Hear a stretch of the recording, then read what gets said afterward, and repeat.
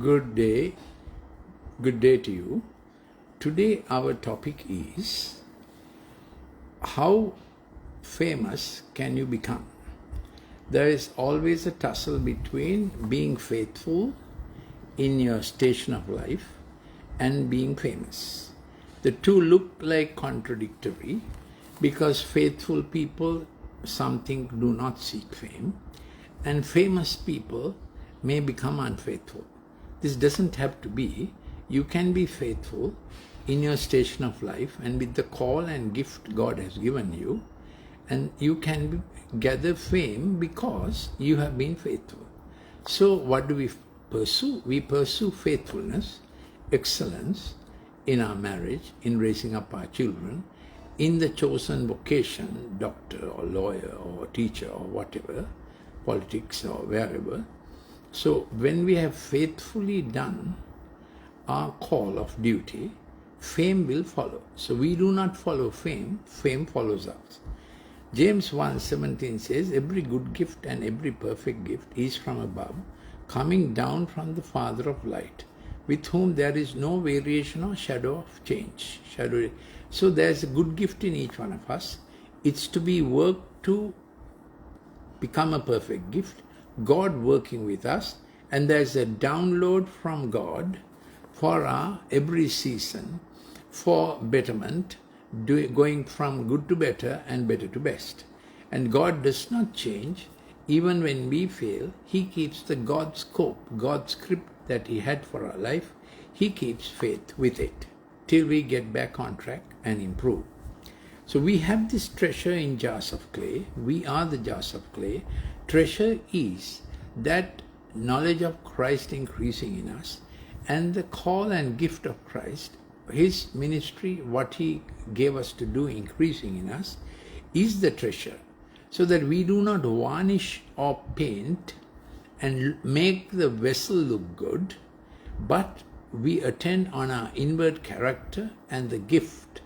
Inward shining will become a bright light. So we will become a lamp on a stand, we will become a lighthouse, we will become a witness and a testimony that the surpassing power belongs to God and not to us. Let's display the treasure of the knowledge of the Savior working well for us in our day-to-day life, in our chosen field of work. Proverbs 18:16 says, a man's gift makes room for him and brings him before the great. So we don't have to struggle for fame or to become gift when we work well with our gift, God-given gift. Everyone has a God-given gift that can take him to the king. Dick Whittington looked after a cat and that took him to the king, is that old story. David, the shepherd boy, played his guitar so well, the harp, which he made himself. That took him before the king. So there are many examples like that. Born small, that a great invention like Henry Ford's Model T took him to greatness. So this is the gift of God. The assembly line in which he had innovation, and his slogan was, a business that earns money only is a poor business. So Proverbs 18:6, a man's gift makes room for him and brings him before the great. Proverbs 22:29, do you see a man diligent in his business? He shall stand before kings, he shall not stand before unknown men. So excellence in your work will bring you fame, will take you before great people, and will also earn you the wealth. It is not wrong to be famous. There is nothing about being famous that's wrong. If you excel in whatever you do, you are one of the best of the best. You are the brightest of the bright. You are incredibly talented. You will rise to the top of your field and you will be well known. So I speak from experience. I am Dr. Lalith Mendis. I became batch top in the Colombo Medical Faculty in every exam, and I was known for my academic acumen, but a call came for me to take up God's vocation. So we do not seek fame, but the excellence in our chosen field brings fame. So we are God's ambassadors, and God is making His appeal through us. 2 Corinthians 5:19-20, we implore you on behalf of Christ, be reconciled to God. So the the best capitalized corporate is God's business, because God gave the life of His Son on Calvary that we may all become God's chosen, God's people, and that we will work with God's way rather than our own way being our highway. Then the world becomes a much better place. So John the Baptist said he must become greater and greater, that Jesus Christ must become greater and greater, that John the Baptist must become less and less. You are called as an ambassador of Christ.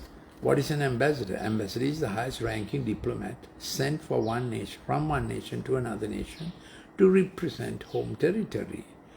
So we are an ambassador of Christ to represent what God has for everyone. So we are citizens of a different kingdom where there is no struggle for existence. It's not survival, but everybody being able to thrive and do their best, be at their best. As an ambassador of Christ, when we walk into the room, light walks into the room. We are messengers approved by God. So we speak as messengers approved by God to be entrusted with the good news. Our purpose is to please God, not people. He alone examines the motives of our heart. Not human praise, we do not seek that. And David said at the height of his glory, not to us, O Lord, not to us, but your name be the glory because of your love and faithfulness. So we are not pursuing fame, we are pursuing the God-given gift and the chosen vocation, and in it fame will follow us. We don't deny fame, we don't pursue fame. It will follow us. So what is fame? The knowledge that one who lives in us, the Good Shepherd, is making everything we do come out very well. That's how the Good Shepherd works. My cup runs over. My head is anointed with oil. He appoints my table, even in adversity or hostility or difficult circumstances as Sri Lanka is going through. He appoints a table with those who have said, we want God to work with us. Then your table will have chairs of your companions, colleagues, and the portion of work. To each one is assigned a measure. Some may have a gift and a company that serves livelihoods for 10 people. Another may be chairman of a company that serves livelihood for 5,000 people. So it is the measure of the gift of Christ in you as an entrepreneur with which God works. Now, where we go wrong is we have micro cravings for fame inside us, these little addictions for fame, things we do again and again to look glorious, notorious, famous. Those are our cravings. So we may use food and the place we ate, more food, social media pictures and photos to say we had a grand time. And we may wear clothes, and then we may get on to more expensive clothes. So there is the pursuit of more, chasing a carrot all the time, more all the time. So it's a branded clothes, then others must see and know what branded clothes we are wearing. Then we all need a shelter. But then we want to decorate the house, make it bigger, grander. Then we want to decorate the gate and the walls. So besides having shelter, we want to advertise and exhibit our greatness and fame through that. Then what about a vehicle? We want to have increasingly a more visible vehicle, more expensive vehicle. So this pursuit of more never ends, and that is where fame goes wrong. One person, then in the social media we want to be liked, and if some rough comment is made, we are very ruffled. We are upset, and if our photo or post is not liked enough, we have to pull it down and put a better one and make it just right, and looking for fame in the eyes of man. That's not the way we want to go. David was obedient to God, and there was the king of the country, got demon-possessed, King Saul. So there was a young man, when they were looking for a harpist, a musician, young man who had who had heard about David's ability and skill in the area of musician. He said, I know a son of Jesse in Bethlehem who is very skilled. King, you need to get him. He's also a brave chap. He's a great warrior, and he's good at commanding people, and he's excellent on the job he undertakes. So, unknown to David, his fame had gone to the king's place. And he said he's also handsome.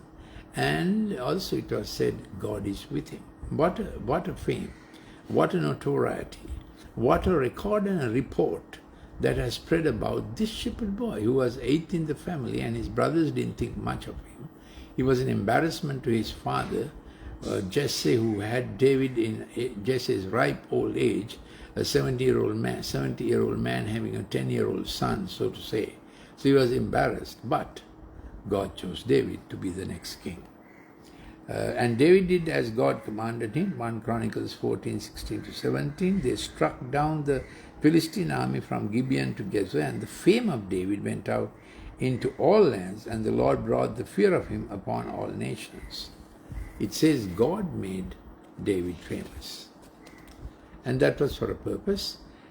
Enemies of Israel would not invade Israel as long as David was king, because it was noted that God favored David, that David won every battle. So no enemy king dared attack Israel because of the reputation and fame that had gone around about David. And God said to Solomon, 2 Chronicles 1:11, because this was in your heart, and you have not asked riches, wealth, nor honor, nor the life of your enemies, nor yet have asked for long life, but have asked wisdom and knowledge for yourselves, that you may judge my people, over whom I have made you king. Wisdom and knowledge are granted to you. I will also give you riches, possessions, and honor, such as none of the kings had who were before you, and none after you shall have the like. So God made Solomon rich and famous. So this desire to be one up above others comes from an ancient root. Because at the beginning, Lucifer said in his heart, Isaiah 14:13-15, I will ascend to heavens above the stars of God. So that's not from God, this business of I will ascend. 5 times he said, I will set my throne on high. I will sit on the mount of assembly in the far reaches of the north. I will ascend above the heights of the clouds. I will make myself like the Most High. So that went wrong. And this I will do it my way, Lucifer prompted to Adam and Eve in the Garden of Eden, and brought mistrust about the father heart of God, and prompted and said he did not give all that could have been given.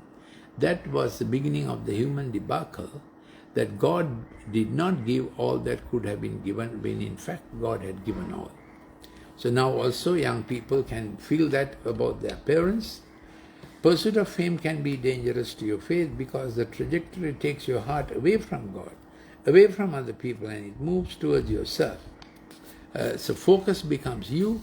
In everything you do, you have to be seen, noted, decorated, exhibited. So that's not the way we want to go. There's an injury inside us seeking fame to hide. Injury seeking fame as a cover. The injury inside us, brokenness inside us, our inside speaking not so well, put down. Then we want to put up, jack ourselves up. That's not the way to go. Be famous, be known, be liked. I better recognize that desire is rooted in injury.